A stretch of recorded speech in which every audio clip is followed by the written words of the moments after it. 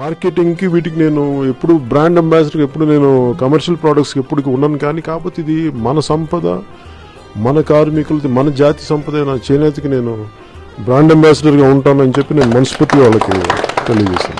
ఏ చేనేత కళాకారుల గొంతు ముందుకెళ్లట్లేదు, వారి గొంతు శాసనసభలో వినిపించేలాగా, బలమైన గొంతు వినిపించేలాగా వారికి జనసేన పార్టీ అండగా ఉంటుందని మీకు సభాముఖంగా తెలియజేసుకుంటాం. ఈ చేనేతను మనం సంరక్షించుకుందాం, ఈ చేనేతకి ఆఖరి శ్వాస వరకు నిలబడదాం అన్న సభాముఖంగా మీకు తెలియజేసుకుంటున్నాం.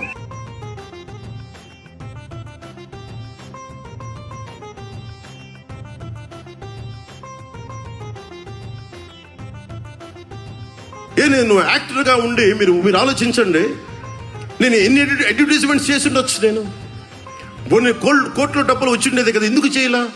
అరే పవన్ కళ్యాణ్ అనేవాడు గొంతు తిప్పితే ప్రజలకి మేలు జరగాలి, ప్రజల కష్టాలే కదా భుజం గాయాలి.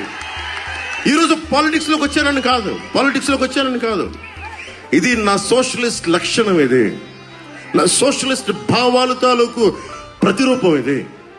అందుకే నేను ఎప్పుడు కూడా నేను కూర్చోబెట్టి అడ్వర్టైజ్మెంట్ చేయలే, కానీ నేను అలాంటిది నేను బ్రాండ్ అంబాసిడర్గా నేను చేనేత వారికి ఒప్పుకున్నా.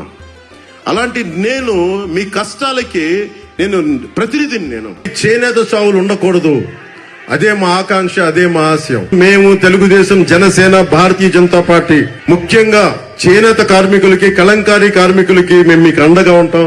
మీ చేత మేము కన్నీరు పెట్టించాం, మీకు అండగా ఉంటాం.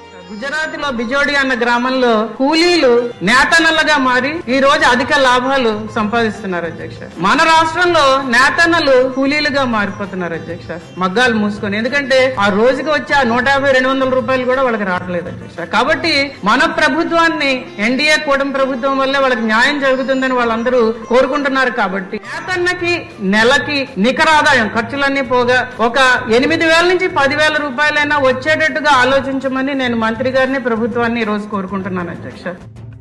రాష్ట్రంలో నేతన్నల ఇళ్లకు నెలకు 200 యూనిట్లు, పవర్లూమ్లకు 500 యూనిట్ల చొప్పున ఉచిత విద్యుత్ ఇవ్వాలని మంత్రి మండలి నిర్ణయించింది.